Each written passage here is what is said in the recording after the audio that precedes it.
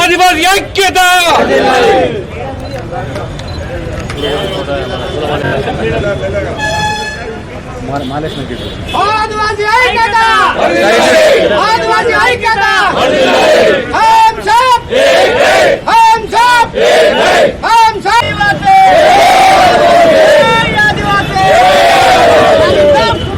Congress party ఆధ్వర్యంలో మరి ఆదివాసులకు కాంగ్రెస్ పార్టీ ఒక బలంగా ఉంటుంది.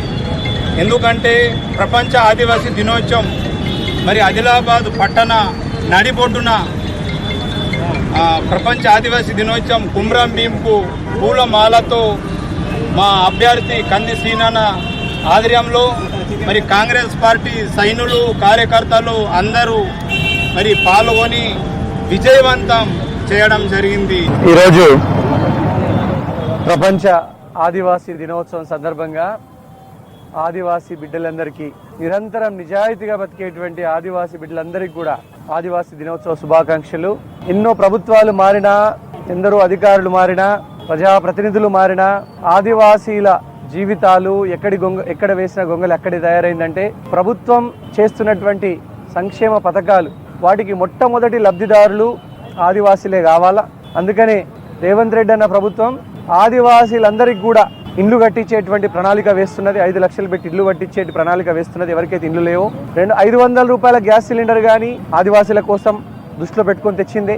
200 రూపాయల 200 యూనిట్ల వరకు కరెంటు ఫ్రీ కూడా ఆదివాసీ పేదోళ్ళని దృష్టిలో పెట్టుకొని తీసుకొచ్చింది.